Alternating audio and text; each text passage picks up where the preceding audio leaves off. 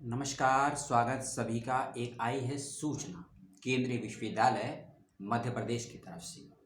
जी हाँ, और ये सूचना किसी एडमिशन, किसी इंटरव्यू या सिनॉप्सिस को लेकर नहीं है, बल्कि ये सूचना है एक 2 दिवसीय अंतर्राष्ट्रीय स्तर की होने वाली राष्ट्रीय स्तर की होने वाली संगोष्ठी को लेकर। जी हाँ, नेशनल सेमिनार होने जा रहा है 17-18 फरवरी 2022 को मध्य प्रदेश में स्थित सागर विश्वविद्यालय में, जिसका पूरा नाम है डॉक्टर हरि सिंह गौर विश्वविद्यालय। यदि आप भी इस संगोष्ठी में सहभागी होने चाहते हैं या होना चाहती हैं, चाहे आप शिक्षक हैं या शोधार्थी हैं, आप इसमें शामिल हो सकते हैं।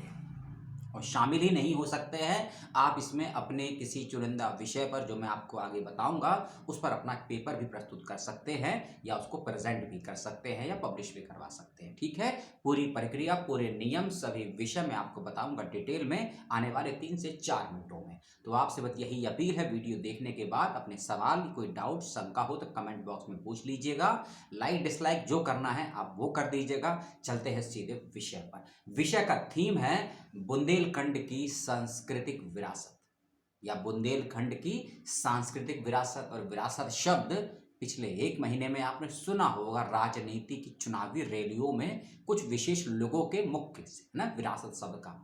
तो उसी से जोड़ते हुए बुंदेलखंड की सांस्कृतिक विरासत इस थीम पर होने जा रही है 17-18 फरवरी 2022 को एक राष्ट्रीय स्तर की संगोष्ठी। और संगोष्ठी को करवाया जा रहा है सागर विश्वविद्यालय, जैसा कि आपको बताया, और एक विभाग है वहां पर, प्राचीन भारतीय इतिहास, संस्कृति एवं पुरातत्व विभाग। इस विभाग के द्वारा ये संगोष्ठी हो रही है। और एक बात और बता दूं कि भारतीय सामाजिक विज्ञान अनुसंधान परिषद के द्वारा प्रायोजित है या स्पॉन्सर होने जा रही है संगोष्ठी। ठीक है, और आप इस संगोष्ठी में यदि अपना पेपर भेजना चाहते हैं तो पेपर का सार यानी कि एब्स्ट्रैक्ट 30 जनवरी 2022 तक भेज सकते हैं। पेपर का सार 30 जनवरी 2022 तक भेज सकते हैं। और यदि आपके पेपर के सार, अपने पेपर के निष्कर्ष को, सार को स्वीकार कर लिया जाएगा, तो आपको फुल पेपर की कॉपी टाइप करके बनाकर वहां भेजना है ईमेल के माध्यम से 10 फरवरी 2022 तक। ठीक है, और साथ ही साथ यदि आप इस संगोष्ठी में प्रतिभागी होना चाहते हैं, यूनिवर्सिटी में जाना चाहते हैं, तो यूनिवर्सिटी आपके रहने की और खाने की व्यवस्था स्वयं करेगी। ठीक है, और मैं आपको बताता हूँ फीस। 1200 रुपये फीस रखी गई है शिक्षकों के लिए, और 800 रुपये की फीस रखी गई है शोधार्थियों के लिए। ठीक है, यदि आप शोधार्थी हैं तो 800 रुपये की नामांकन फीस देकर आप इसमें शामिल हो सकते हैं, और यदि आप शिक्षक हैं तो आपको 1200 रुपये की फीस देनी होगी। हिंदी के बच्चे कुर्तीदेव 10, फॉन्ट साइज 14, और इंग्लिश के बच्चे time new Roman font size 12। इन फॉन्ट साइज में अपने पेपर को लिखकर भेज सकते हैं। और एक ईमेल आईडी है जो मैं डिस्क्रिप्शन बॉक्स में आपको दे दूंगा, उस ईमेल आईडी पर आपको अपने पेपर का सार और फुल पेपर भेजना है, याद रखिएगा। ठीक है, 30 जनवरी तक पेपर का सार और 10 फरवरी तक पेपर की फुल कॉपी। और साथ ही साथ में 17-18 फरवरी को संगोष्ठी है, तो आप 16 फरवरी की रात तक या 17 की सुबह तक यूनिवर्सिटी पहुंच जाइएगा। और ऑफलाइन माध्यम से संगोष्ठी हो रही है। ठीक है, इतना सब कुछ मैंने आपको बता दिया। अब चलता हूं विषय पर। और याद रखिएगा, जो संगोष्ठी है बाइलिंगुअल हो रही है, हिंदी में भी पेपर भेज सकते हैं, इंग्लिश में भी भेज सकते हैं। ठीक है, इसमें लगभग 15-16 विषय दिए गए हैं। आप इनमें से कोई भी एक विषय को चुनिए और इस पर संगोष्ठी पेपर लिखकर आप भेज सकते हैं। विषय है बुंदेलखंड की सांस्कृतिक विरासत।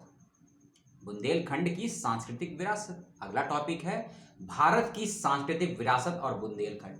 बुंदेलखंड की लोक कथाएं, बुंदेलखंड के लोकगीत और लोकगीतों में स्वतंत्रता संग्राम, बुंदेलखंड की परंपरागत हस्तकलाएं।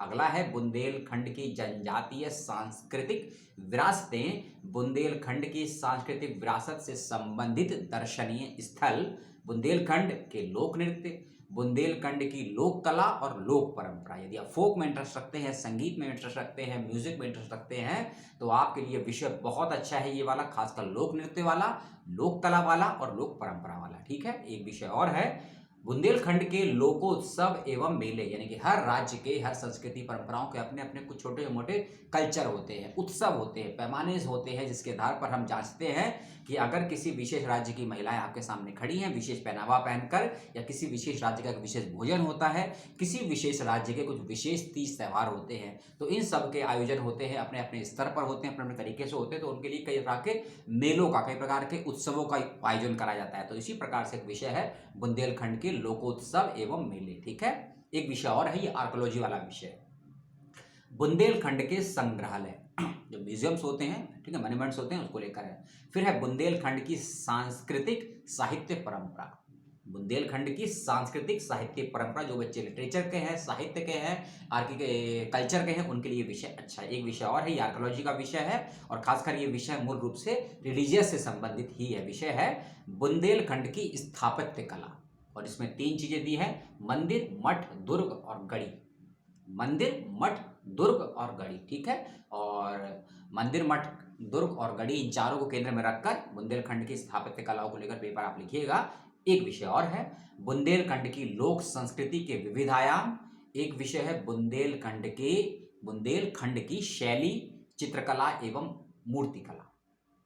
आपने यदि थोड़ा सा शिल्प के बारे में पढ़ा, कला को, तो आपने सुना होगा 2 कलाओं के बारे में, गंधार और मथुरा कला, और इन दोनों का संबंध जैनिज्म, बुद्धिज्म और हिंदुज्म से है, वहाँ की स्थापित कलाओं से, मूर्ति कलाओं से, चित्रकलाओं से। तो इसी प्रकार से बुंदेलखंड की शैली, चित्रकला और मूर्तिकला। और एक विषय और है बुंदेलखंड का पूरा वैभव। और एक अंतिम विषय, यदि इन सभी विषयों से संबंधित आप विषय लिखने में, बातें लिखने में असमर्थ हैं, तो बुंदेलखंड के से संबंधित कोई ऐसा विषय, चाहे उसका इतिहास हो, उसका कल्चर हो, कोई नया इन्वेंशन हुआ है, कोई नई आपने खोज की है, कोई नया आपने आलोचना समीक्षा की है, किसी रचना को लेकर, रचनाकार को लेकर कोई नया डिस्कोर्स पैदा किया है आपने, तो ऐसे विषयों को लेकर भी आप पेपर को लिखकर भेज सकते हैं, ठीक है। तो ये विषय मैंने आपको बता दिए। इन सभी विषयों की जानकारी और नोटिफिकेशन आपको मिल जाएगा डिस्क्रिप्शन बॉक्स में और सागर विश्वविद्यालय की वेबसाइट पर भी, ठीक है। और अभी लगभग 10 दिन का समय है आपके पास पेपर लिखने के लिए भी और पेपर को भेजने के लिए भी, ठीक है। और वीडियो में दी गई सूचनाओं को लेकर किसी प्रकार का मन में कोई डाउट हो, कोई शंका हो, तो कमेंट करके पूछ लीजिएगा।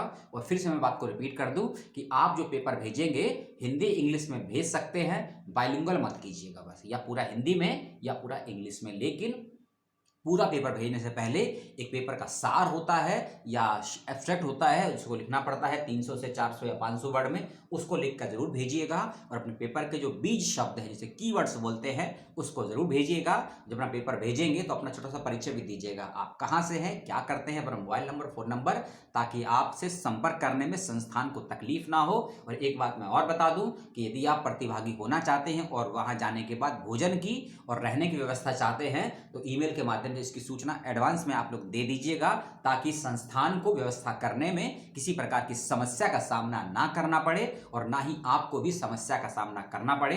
फिर से बता देता हूं कि राष्ट्रीय संगोष्ठी हो रही है सागर विश्वविद्यालय में, जिसका थीम है बुंदेलखंड की सांस्कृतिक विरासत, 17-18 फरवरी 2022 को, ठीक है। विद्यार्थियों, शोधार्थियों, शिक्षक इसमें शामिल हो सकते हैं। विद्यार्थियों के लिए कोई शुल्क है या नहीं, इसकी व्यवस्था तो मुझे नहीं मालूम है, लेकिन शिक्षक के लिए 1200 रुपये और शोधार्थियों के लिए 800 रुपये रखा गया है। और आप चाहे किसी भी विषय से हो, आर्ट्स से हो, कॉमर्स से हो, साइंस से हो, इसमें जा सकते हैं। और भारत के किसी भी विश्वविद्यालय से हो, किसी भी डिग्री कॉलेज से हो, आप इसमें जा सकते हैं। मेल है, फीमेल है, ट्रांसजेंडर है, सभी के लिए ओपन है। और कोई बात अगर मुझसे छूट गई हो, आपको समझ में ना आई हो, तो कमेंट बॉक्स ओपन है, आप उसमें पूछ सकते हैं। अगले वीडियो का वेट कीजिए किसी और सूचना, किसी और अपडेट के साथ। तब तक के लिए नमस्कार, जय हिंद, जय भारत, सलाम, शुभ रात्रि।